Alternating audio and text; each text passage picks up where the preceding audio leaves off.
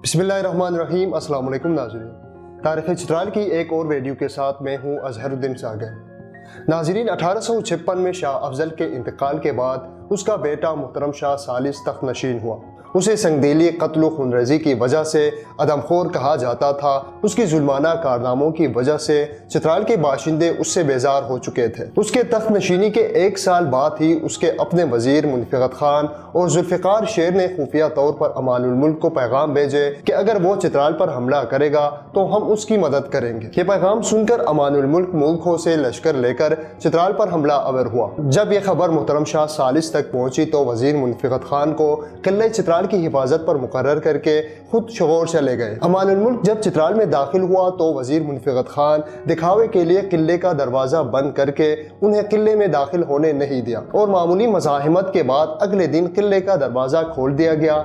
अमानुल मुल्क की किले पर कब्जा करने की खबर सुनकर जब मुहतरम शाह सालिस फरार होकर द्रोश चला गया तो अमानुल मुल्क उसके साथ सुलह करके उसे द्रोश का हाकिम मुकर्रर किया। एक रिवायात के मुताबिक जब वो चित्राल पर दोबारा कब्जा करने की कोशिश की तो उसे जलावतन किया गया और कुछ अरसे बाद मुहतरम शाह सालिस सईद शाह बिन तजम्मुल शाह के हाथों दीर में कत्ल हुए। इसी तरह अमानुल मुल्क 1857 को तख्त नशीन हुए। वो हर लिहाज से नुमायां शख्सियत का मालिक था। उसका शुमार चित्राल के मशहूर तरीन हुक्मरानों में होता है और चित्राल की तारीख में अजीम मेहतर के नाम से भी मशहूर है। वो बहुत मजबूत जिस्म, हैबतनाक खदुखाल और तेज जुबान का मालिक, ज़हनी वुसअत के साथ कुदरत ने उनको अनथक कुव्वत और सख्त दिल से नवाजा था। लेकिन उनके सामने का मैदान भी नशीबो फराज से खाली नहीं था, क्योंकि 1857 में अमानुल मुल्क उस वक्त इक़्तिदार में आए थे कि जब पमेर के पहाड़ी सिलसिलों के दरमियान अंग्रेज और रूसी ग्रेट गेम खेलने में मसरूफ थे। उस वक्त चित्राल हिंदुकुश के इस पहाड़ी खित्ते की एक छोटी और गुमनाम रियासत थी और उस वक्त चित्राल की सियासत कटूर और खोशवक्त खानदान के दरमियान तख्त के लिए आपस में खानदानी जकड़े, खूनरेजी, गद्दारी, बेवफाई, साजिशों और बगावतों में मुब्तला थी। जब अमानुल मुल्क ने 1857 को तख्त चित्राल पर कब्जा कर दिया था तो गोहरमान बिन मालिक अमान ने इस मौके से फायदा उठाकर मस्तूज पर कब्जा कर दिया था, जो कि सुलेमान शाह को कत्ल करवाने के बाद कटूर हुक्मरानों के कब्जे में आया था। गोहरमान उससे पहले यसिन का हाकिम था। मस्तूज पर कब्जा करने के बाद मस्तूज से लेकर गिलगित तक सारे खोशवक्त इलाके पर खुद मुख्तार हुक्मरान बन गया और तारीख में पहली मरतबा कटूर और खोशवक्त हुक्मरानों के दरमियान ताल्लुकात अच्छे रहे। इन दोनों की बहनें भी एक दूसरे की निकाह में थी। इस वजह से माजी की हुक्मरानों की तरह एक दूसरे के खिलाफ साजिशें करने के बजाय इत्तिफाक और इत्तिहाद से रहने लगे और यूं कटूर और खोशवक्त खानदान की सदियों पुरानी दुश्मनी दोस्ती में बदल गई। गोहरमान 1848 से लेकर 1807 तक कश्मीर के राजा की नींदें हराम कर रखी थी। कश्मीर के राजा की मुनज़्ज़म और ताकतवर फौजों ने कई मरतबा गिलगित पर कब्जा करने की कोशिश की, लेकिन गोहरमान जैसे हुक्मरान को शिकस्त देना उसके लिए उतना आसान नहीं था। कश्मीर के राजा के अलावा खानदानी दुश्मन और मुखालिफिन, जिनमें अजमत शाह बिन मेहतर, सुलेमान शाह, शुजात खान बिन कुव्वत खान या इज्जत खान ने कश्मीर से इमदाद हासिल करके कई बार हमला आवर हुए, मगर हर बार गोहरमान उनको शिकस्त देता रहा। तारीख़ चित्राल के मुताबिक गोहरमान के तख्त नशीनी से लेकर उसकी वफात तक गिलगित, लंगर और चिलास की जंगों में कबूबेश 12,000 कश्मीरी फौजी हलाक हुए। गोहरमान 1860 में फालिज की मर्ज में मुब्तला होकर जहान फानी से रुखसत कर गए और उसके 5 बेटे थे। मेहतर गोहरमान कटूर और खोशवक्त दोनों इलाकों में मुमताज हैसियत रखता था।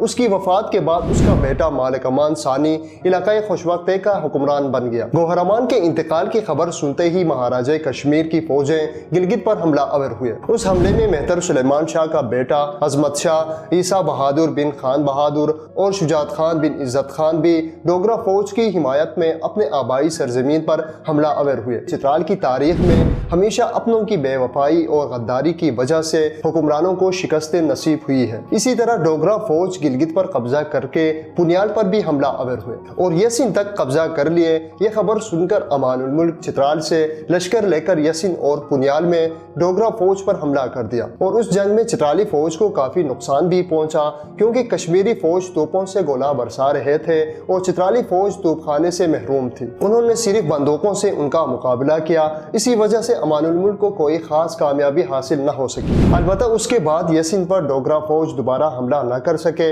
اس جنگ کے بعد امان الملک نے میر ولی کو یسن کا حاکم مقرر کیا اور مستوج غلام محی الدین کو دیا، جو کہ پہلوان مہتر کے نام سے مشہور تھا۔ بعد میں پہلوان مہتر نے یسن پر بھی قبضہ کر دیا اور مستوج تا یسن کا حکمران بن گیا۔ امان الملک کے اقتدار میں آنے سے پہلے محترم شاہ ثالث اور مہاراجہ رنجیت سنگھ ولی لاہور اور اس کے بعد مہتر شاہ افضل ثانی اور کشمیر کے راجہ کے درمیان دوستی کے مراسلات و پیغامات کا تبادلہ ہوتا رہتا تھا، لیکن مہتر گوہرمان کے دور حکومت میں جب کشمیر کی افواج نے گلگت پر پہلی بار حملے شروع کیے تو یہ ابتدائی تعلقات منقطع ہو گئے تھے۔ امان الملک اور مہاراجہ کشمیر کی گلگت جنگ کے بعد یہ روابط دوبارہ شروع ہو گئے۔ ہوا یہ کہ مہاراجہ کشمیر نے سوچا کہ کہیں چترال سے گلگت پر دوبارہ حملہ نہ ہو، اس لیے اس نے ولی الدین کے ذریعے امان الملک کو صلح و دوستی کا پیغام بھیجا، تو امان الملک نے پہلے تو قبول نہیں کیا، لیکن بعد میں اس نے اندازہ لگایا کہ بزور طاقت وہ گلگت کو دوبارہ حاصل نہیں کر سکتا،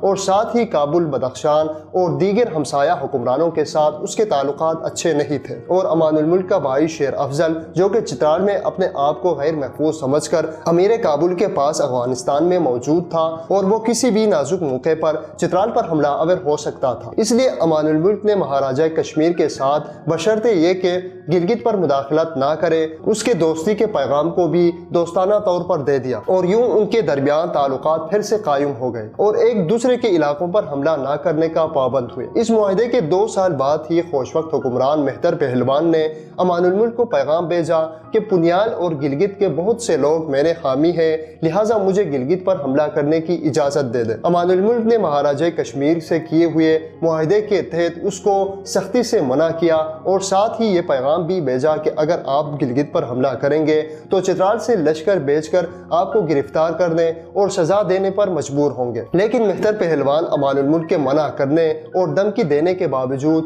گلگت پر حملہ کر کے کئی قلعے فتح کی۔ یہ خبر سن کر امان الملک نے اپنے شہزادوں سردار نظام الملک اور افضل الملک کو لشکر دے کر گلگت روانہ کیا۔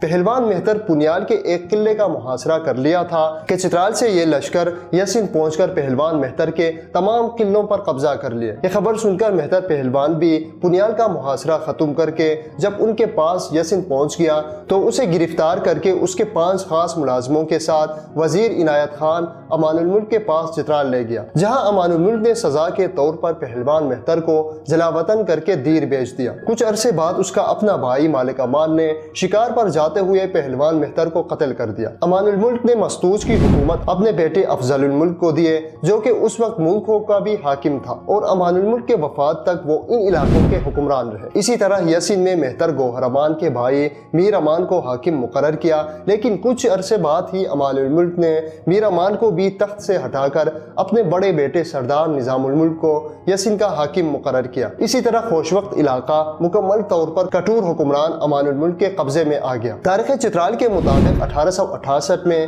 میر بدخشان نے چترال پر 12,000 لشکر کے ساتھ، جس میں توپیں بھی شامل تھیں، حملہ کر کے یرخون کے مقام تک قبضہ کر دیا۔ امان الملک نے دیر سے بھی امداد حاصل کر کے یرخون دشت کے مقام پر میر بدخشان کی فوجوں کو آگے بڑھنے سے روکا، اور 3 دن متواتر جنگ ہونے کے بعد بدخشی فوجوں کو شکست ہوئی، اور اس جنگ میں 2 بدخشی توپ، بندوقیں، 800 گھوڑے اور 60 سے زیادہ قائدی چترالیوں کے قبضے میں آ گئے۔ امان الملک اپنے ہمسایہ حکمرانوں کے ساتھ کئی بار جنگ کر کے اور ان کے سازشوں سے تنگ آ چکا تھا، کیونکہ ان کے پاس باقاعدہ بڑے فوج رکھنے اور سنبھالنے کے لیے وسائل بھی نہیں تھے، اس لیے اس کو کسی ایسی حلیف کی ضرورت تھی جو ان ہمسایہ حملہ آوروں کو کنٹرول بھی کر سکے اور ان کی حملوں کو روکنے میں اس کی مدد بھی کر سکے۔ جیسا وہ سوچ رہا تھا، شاید قسمت بھی اسی طرح اس کا ساتھ دے رہا تھا، کیونکہ 1877 کے بعد گلگت، ہنزا اور غزر کا پورا علاقہ انگریزوں کے قبضے میں آ چکے تھے۔ اسی دوران مہاراجہ کشمیر کے ساتھ مہتر چترال کے تعلقات بھی عروج پر تھے، اور کشمیر کے راجہ انگریزوں کے زیر نگرانی ان تمام علاقوں پر حکمرانی کر رہا تھا۔ امان الملک نے بھی چترال کو بیرونی حملوں سے بچانے کے لیے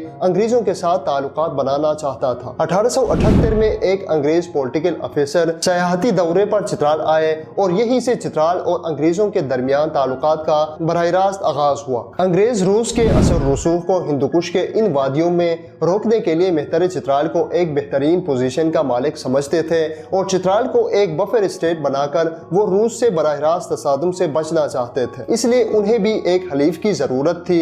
تو انہوں نے کشمیر کے مہاراجہ کو پہلے مہتر چترال سے تعلقات جوڑنے کی ترغیب دے کر اپنے لیے راستہ ہموار کیا، جو کہ اس وقت خوشوقت علاقے کی افراتفری سے فائدہ اٹھا کر امان الملک مزید طاقتور ہو کر ابھرا تھا۔ انگریزوں کی نظروں میں امان الملک ہی انگریزی اثر رسوخ کو چترال میں داخل ہونے کی اجازت دے کر برطانوی ہند کے حکام کی دیرینہ آرزو پورا کرنے کی صلاحیت رکھتا تھا، کیونکہ 19ویں صدی کے آغاز میں برطانوی راج ایسٹ انڈیا کمپنی کی مدد سے ہندوستان پر مکمل قبضہ کر چکا تھا۔ دوسری طرف روس وسط ایشیا کے جنوب میں اپنی سلطنت کو وسعت دینے کی کوششوں میں مصروف تھا۔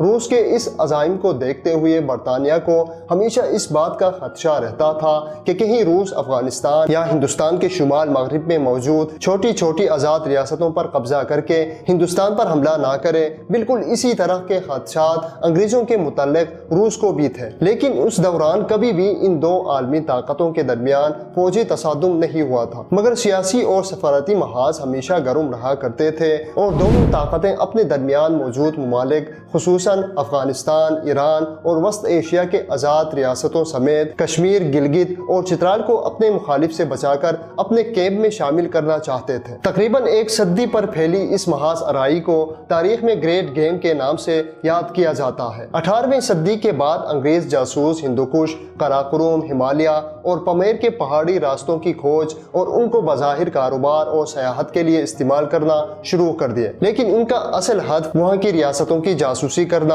اور ان ریاستوں پر روسی اثر رسوخ کا تجزیہ کرنا اور ان دروں اور گزرگاہوں کی تلاش تھا جن کے بارے میں انگریز اب تک بے خبر تھے، جنہیں روس ان آزاد ریاستوں پر قبضہ کر کے یا پھر براہ راست برطانوی ہند پر ممکنہ حملے کے لیے استعمال کر سکتا تھا۔ انگریز سرکار کے لیے تشویشناک حالات اس وقت پیدا ہو گئے تھے جب وسط ایشیا میں تاشقند، سمرقند اور بخارا پر قبضہ کرنے کے بعد روسی افواج پامیر کے دامن میں پہنچ چکے تھے۔ اس کے بعد سوائے چترال، گلگت یا ہنزا جیسی کمزور ریاستوں کے روس کے راہ میں حائل ہونا کوئی بڑی رکاوٹ نہیں تھی، اور جب بھی روس چاہتے ان ریاستوں کو رونتا ہوا براہ راست ہندوستان پر حملہ آور ہو سکتا تھا۔ 1865 میں روسیوں کے پامیر کے پار تک پہنچنے کی خبر کے ساتھ فرنگی سرکار نے حفاظتی انتظامات تیز تر کر دیے۔ دوسری طرف افغانستان بھی گریٹ گیم کے دوران روسیوں اور انگریزوں کے درمیان اہمیت کا حامل تھا۔ 1880 میں امیر عبد الرحمن جب افغانستان میں برسر اقتدار آئے تو انگریزوں سے اس کے تعلقات بہتر ہونے لگے۔ عبد الرحمن کو اپنے خارجہ امور ہندوستان کے انگریز سرکار کے مطابق چلانے کے بدلے میں اچھی خاصی مدد مل جاتی تھی۔ افغانستان اور انگریزوں کے تعلقات کا عروج ڈیورنڈ لائن کی صورت میں سامنے آیا، جس کے بعد دونوں ریاستیں نہ صرف ایک دوسرے کے حدود سے واقف ہوئے بلکہ حد بندی کی وجہ سے کسی بھی قسم کا اختلاف پیدا ہونے کی گنجائش بھی تقریباً ختم ہو گئی۔ اگرچہ اس واقعے سے آس پاس کی شاہی ریاستیں خوش نہیں تھی، لیکن چترال وہ واحد ریاست تھی جو نہ صرف ڈیورنڈ لائن کی حمایت کرتی تھی بلکہ اس مرحلے کے دوران اپنی مفادات کے لیے انگریزوں کی ہر ممکن مدد بھی کی۔ انگریزوں کا آہستہ آہستہ شمالی علاقہ جات پر قبضے اور افغانستان کا انگریزی عملداری میں جانے کے بعد مہتر چترال انگریزوں سے اچھے تعلقات بنانے میں کامیاب ہوا۔ اس سے پہلے چترال اور افغانستان کے تعلقات عموماً کشیدہ رہتے تھے۔ امان الملک انگریزوں سے تعلقات قائم کر کے انہیں اس بات پر قائل کرنے کی کوشش میں تھا کہ چترال سے کوئی باغی افغانستان اور خصوصاً بدخشان کے علاقوں میں پناہ لے سکے اور نہ وہاں سے تخت چترال کا کوئی دعویدار مدد حاصل کر کے چترال پر حملہ آور ہو، کیونکہ ماضی میں اکثر ایسا ہوتا تھا کہ چترال کے شہزادے فرار ہو کر وہاں جاتے اور پھر وہاں سے امداد حاصل کر کے چترال پر حملہ آور ہوتے اور تخت پر قبضہ کرتے تھے۔ 1886 میں کرنل لیکہارڈ امان الملک سے معاہدہ کرنے کے لیے چترال آیا اور امان الملک کو رائفلوں سمیت نقد رقم تحفے میں دی گئی۔ اس کے بعد 1889 کو کرنل ڈیورنڈ بھی چترال آئے اور اسی طرح امان الملک کے دور میں چترال باقاعدہ طور پر انگریزوں کے عملداری میں چلا گیا۔ امان الملک اپنی خارجہ پالیسی انگریزوں کے پابند ہو کر چلاتے تھے اور انگریزوں کے رضامندی کے بغیر وہ اپنے کسی دشمن کے خلاف کوئی کارروائی بھی نہیں نہیں کر سکتا تھا۔ انگریزوں اور امان الملک کی تعلقات اور افغانستان پر انگریزی دباؤ نے امان الملک کو لمبے عرصے تک چترال کی سیاہ و سفید کا مالک بنا دیا۔ امان الملک نے حکومت برطانیہ کے دشمنوں کو اپنا دشمن اور دوستوں کو اپنا دوست سمجھنے کا اور سرحدات کی حفاظت کرنے کی ذمہ داری قبول کر لی۔ انگریز بھی بظاہر چترال میں ترقیاتی کام کرنے اور چترال کی خود مختاری پر اثر انداز نہ ہونے کا سبز باغ دکھا کر آہستہ آہستہ ریاستی چترال کے تمام معاملات میں داخل ہوتے گئے۔ امان الملک کی دور حکومت چترال کی آزادی کے عروج کا آخری دور تھا۔ وہ 35 سال حکومت کرنے کے بعد 1992 میں جہان فانی سے رخصت کر گئے۔ جب وہ داغی اجل کو لبیک کہہ رہا تھا تو اس وقت وہ اس پورے وسیع پہاڑی خطے کا واحد حکمران تھا۔ مشرق میں گلگت سے لے کر مغرب میں کافرستان، باشگال اور وادی کنٹر کے آسمار تک پھیلا ہوا تھا۔ اس کے علاوہ کوہستان، تنگیر، باشقار، کافرستان یعنی موجودہ نورستان کے لوگ مہتر چترال کو سالانہ ٹیکس دیا کرتے تھے۔ تاریخ چترال کے مطابق امان الملک کے 20 بیٹے تھے اور اس کے وفات کے بعد چترال انقلابات، خانہ جنگی اور بیرونی حملوں کا ایسا شکار ہوا کہ 3 سال کے مختصر عرصے میں 5 حکمران بدلے اور امان الملک کی یہ وسیع سلطنت جو یسین سے چگا سرائے تک پھیلا ہوا تھا کیسے اراندو سے برنس تک محدود ہوئے اور چترال کے اس خونی داستان کے شروع ہونے سے ختم ہونے تک کا واقعہ ہم آپ کو تاریخ چترال کی اگلے ایپیسوڈ میں تفصیل سے بتائیں گے۔